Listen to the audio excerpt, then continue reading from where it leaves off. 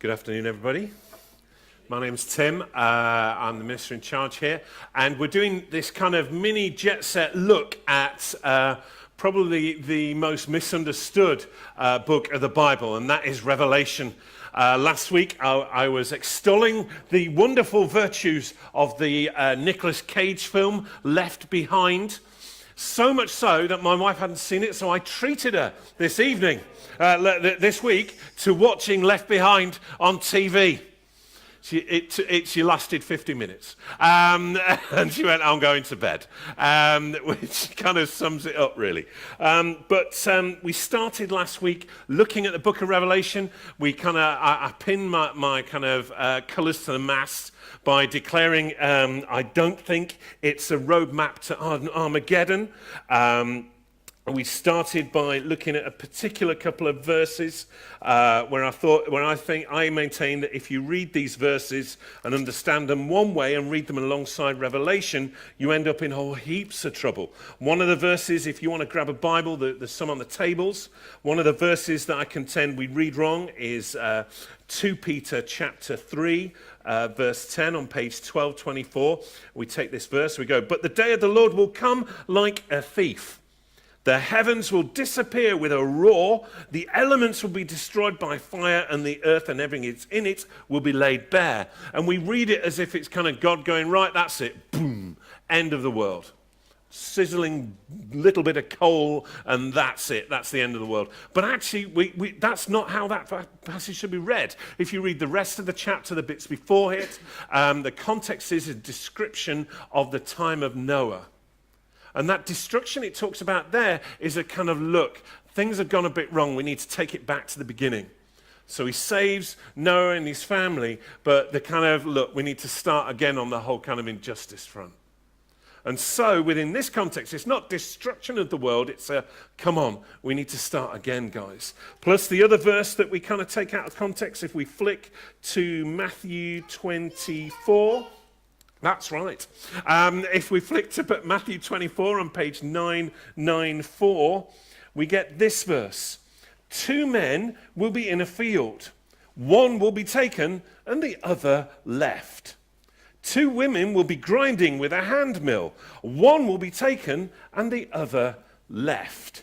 This is the verse that Tim LaHaye, the author of Left Behind, bases, and a lot of people base what I call rapture theology on. This idea that at some point in the future, there will be this amazing trumpet sound, and suddenly loads of people will disappear, and the ones left behind are thinking, whoa, what happened there? And if you watch the Left Behind thing, plane crash, cars go flying off everywhere because suddenly people aren't driving them.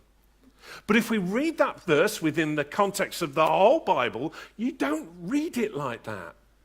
The whole Bible story, there's a massive narrative about people of God being in the land. When they're in the land, they are blessed. When they're in the land, enjoying the fruits of that land, whether that be olive groves or grapevines, they are blessed. They are one with God. When they're not in the land, there's a problem. Because they're not listened to God, and God has gone, you're doing stuff wrong. You're off into exile. So that when you're not in the land, there is a big problem. So suddenly, some people go, for just these 2 verses out of the whole Bible, go, we're going to change the reading of this. But if I maintain that if you read it in the context of the wider narrative of the Bible, you read 2 men will be in a field, one will be taken, and the other one left. Who's the one that's good? It's the one who's left behind, not the one that's taken. Second bit of that, 2 women will be grinding with a hand mill. One will be taken and the other left. That is a sign of being blessed, is when you're left behind. If you read those wrong and then read Revelation, you get in heaps of trouble. And what I want to do this little last week is to... we looked at the start and we looked at the letters to different churches. Now they're very specific and very challenging. And we also looked at we kind of took that idea of letters to churches, to the angel in the churches at our leadership meeting. And we wrote our own letter to the angel of Oak Tree. You'll find a copy of it on the reverse of those pillars. And you'll also find a copy on the table at the back.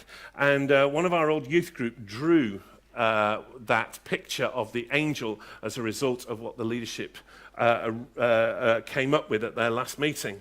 Let me just read it to you.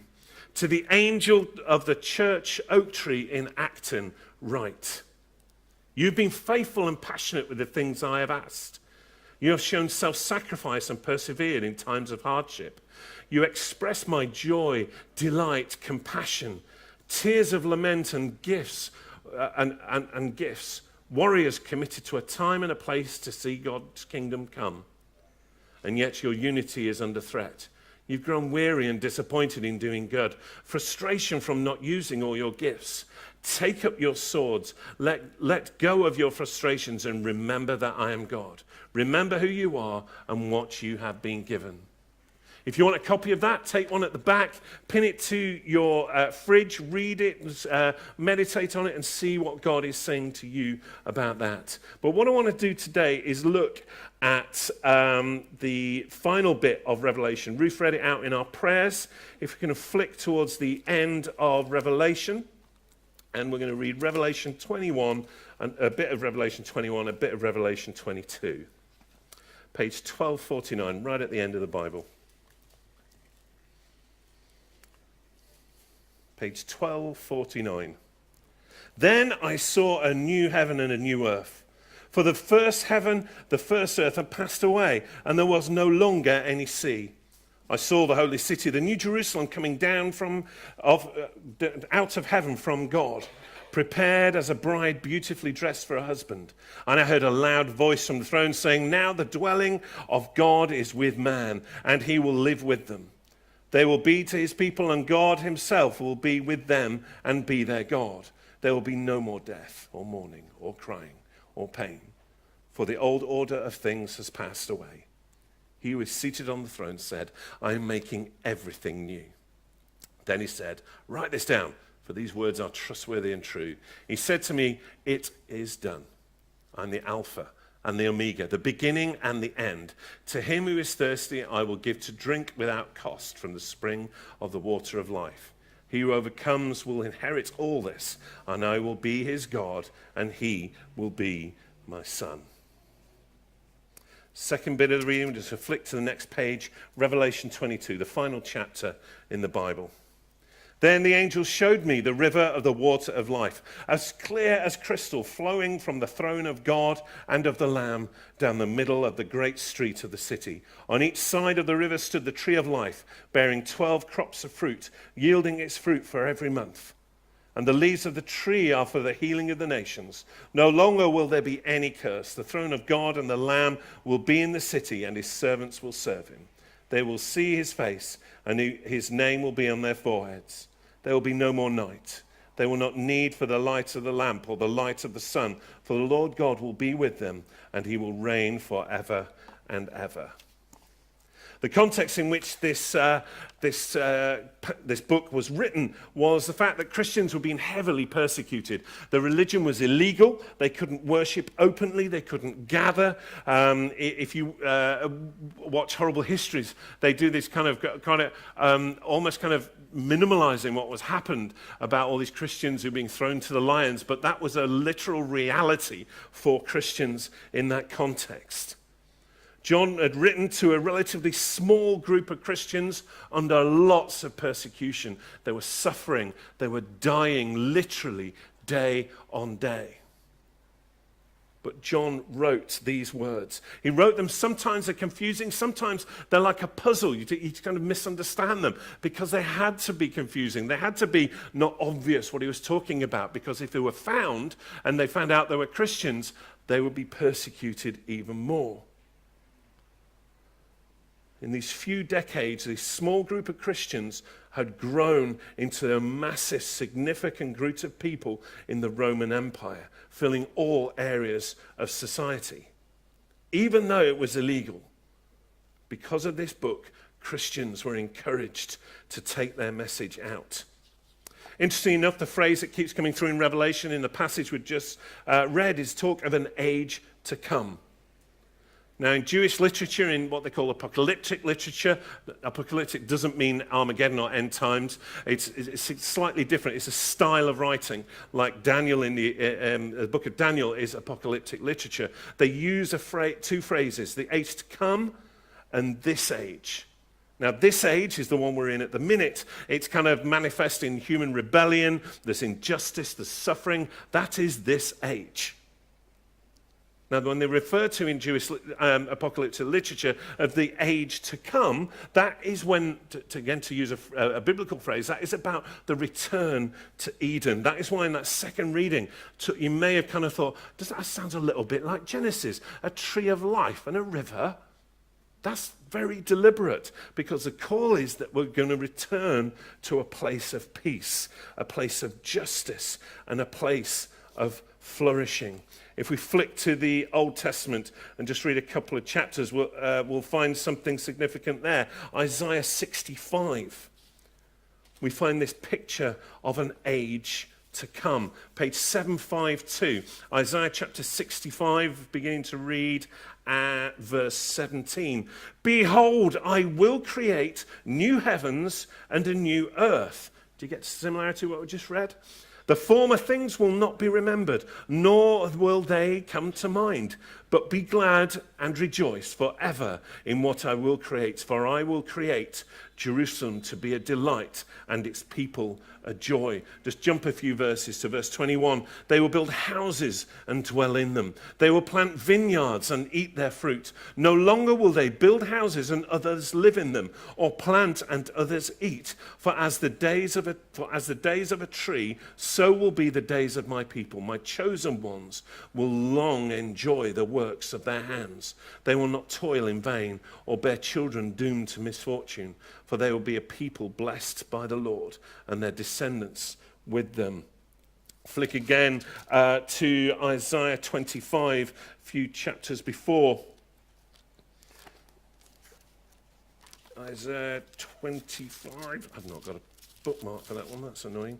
Isaiah 25, beginning to read just at verse 6. On page 708, on this mountain the Lord Almighty will prepare a feast of rich food for all peoples, a banquet of aged wine, the best of meats and the finest of wines. Again, talking of richness and of fruit of labor, fields to be worked, houses to be built, vineyards to be grown, food to be feasted on. We've got enough time to look at another chapter in Amos where it talks about the reaper being overtaking the plowman. The reality of that we've got so much stuff here that we just cannot get rid of it. We are so blessed to be in this new heaven and new earth. This is our hope. This is our glorious hope that John, the writer of Revelation, is talking about to these early Christians. This is our hope. We have this age, which is pretty rubbish. We've got this horrendous stuff going on around us, but there is a hope of something new, of something greater, where we'll own our land, where things will be good. We will enjoy the fruits of our labor and live in the house that we have built. And if we look to what's going on in today's society, where we have people building houses that rich people can live in, where we've got food banks as a horrendous reality of a modern city, but we haven't got families enjoying the fruits of their labors because we live in the age of now and not what is to come. Our hope of Christians that John was talking about is our hope of a reality of a new heaven and a new earth where this will be turned on its head.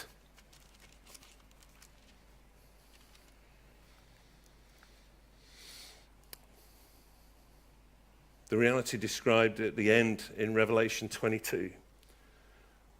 On each side of the river stood the tree of life, bearing 12 crops of fruit, yielding its fruit for every month. A yield of fruit for every month. And the leaves of the tree are for the healing of the nations. No longer will there be any curse. The throne of God and the Lamb will be in the city, and his servants will serve them. This is our glorious hope. in a new heaven and a new earth. People of Oak Tree, if you're visitors, you don't have to listen to this bit, but people of Oak Tree, we have a job to do. We have a high commission to restore God's kingdom here and now in earth. We can do bits of it. We can strain through and see glimpses of God's kingdom here and now when we feed the hungry, when we heal the sick. When we help people out of debt and take the shackles of that off them, we can see glimpses of this new earth and the age to come. But this is our job that we have to see and we have to do. If we're not doing it, if we're not seeing it, the problem is with us, not with God. So ask questions of yourself, not of God. Ask questions of us, not of God. To bring in his kingdom, to see rights in justice, to bless people, to see beauty, to telling stories of what grace has done for us as individuals and us as a community. Later on this year, in the autumn, we are going to re-look at the one founding chapter of Oak Tree, Isaiah 61.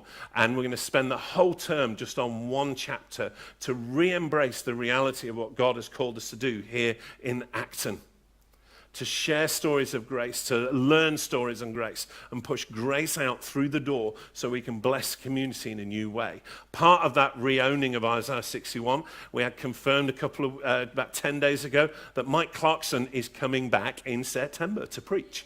If you don't know who Mike is, he's the original minister in charge of Oak Tree, and he's coming back. I think his wife's doing a triathlon in somewhere weird, and they're coming as part of that to come and preach and to share a bit of the story where he came from with that idea of Isaiah 61, and then we'll share in our journey here and now, all part of this, what we're going to try and do and take our blessing out of these doors into the community we live in. Two final challenges. One of them, if you're sat there and this is interesting. I'll start again because I was listening to a friend of mine preaching online this morning, and he shared this, and I thought, this is really interesting. I'm going to share it now because I think it might be for somebody here. And if you just get your Bibles and open to page 550, he was preaching on Psalm 16. And if you're not a Christian, you may be here visiting, you may be just here for a few times, this might be for you. Psalm 16, verse 8. I have set the Lord always before me, because he is at my right hand, I will not be shaken. I have set the Lord always before me, because he is at my right hand, and I shall not be shaken. When this was written, it was written by David. It's a song of a psalm to kind of to point towards God. And in those times, in that era, it's not that there was no such things as people who are left-handed. It's just it was seen as a bit odd. Okay, and I'm speaking as somebody who has a son who's left-handed. He is a bit odd, but hey. And also, you're left-handed as well, aren't you? Who's somebody? Olivia is, and others are. Rest my case. It was seen as a bit odd. But the reality is when he talks about God being at your right hand, because you had your shield on your left, that protected your left flank. Okay? Everybody was taught your shield in your left hand, that protected your left side. You're fine. However long somebody's going to hit you with a sword, you just keep hitting it back with the shield. You're protected. But your right side is vulnerable. Even though you've got a sword, you might be kind of doing this, but your right side is vulnerable. So when it talks about because he is at my right hand, you have to rely on the person stood next to you with their sword, with their shield. He protects you on the right. And the question is, maybe for someone here, is who is on your right side? Who is protecting your vulnerable side? In the world to come, it's God. So the challenge for you is maybe you need to try God at your right side. And finally, right up until 4:30. We really didn't have a kind of final kind of how we're going to finish this talk off. Until I remembered, I was looking at Twitter last night. I think I was the only person in the whole of West London who wasn't listening to U2 last night. I think the whole of my Facebook friends were all there, and I wasn't jealous in the slightest.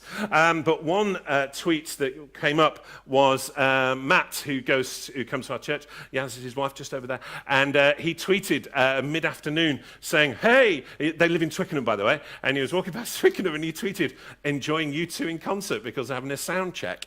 And this idea that you're just walking past Twickenham, I'll just sit down for half an hour and listen to them sound check. You get a free concert. But isn't that just like a kind of a parable of where many people are? Is that actually we as Christians, we've got an invite into the world to come, that we can go into the concert and enjoy it. We can go in and see the encore when Liam Gallagher got up on stage and sang with U2, and we can get amazed at that. We can step into the presence of God and have a relationship with him. But so many of us are just walking past and we're just happy to hear in the distance the song. But we get free access. But you walk on by. So, we've had 2 weeks on Revelation. It has been a hop, skip, and a jump. But the idea is that if we slightly rewire our view of it, we can come with this amazing challenge in the end of it, this idea we've got the now of this world, this idea that we have things going on that we don't like of this age of rebellion, of injustice and suffering. But we have an opportunity of a message of the age to come. We can get glimpses of it now. But we can step into it at the end of times. Let's just bow our heads.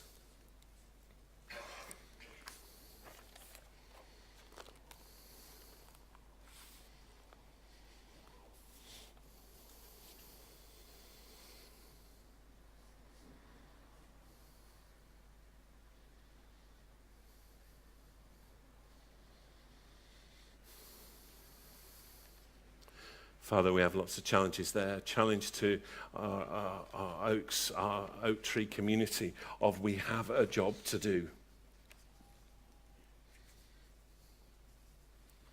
We cannot remain silent. We have to get out there and share those messages of grace, to embrace the grace in our lives, to then tell others about it, to challenge the practices of injustice. We have a job to do to bring bits of your kingdom here on earth now. We have a challenge of who's at your right side.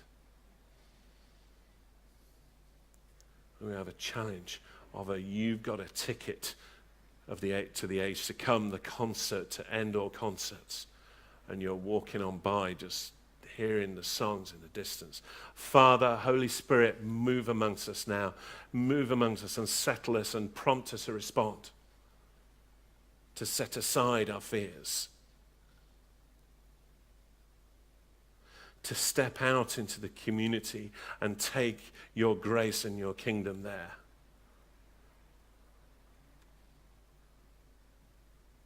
To ask God to stand to our right and to step into the festival, the music, the concert that's going on.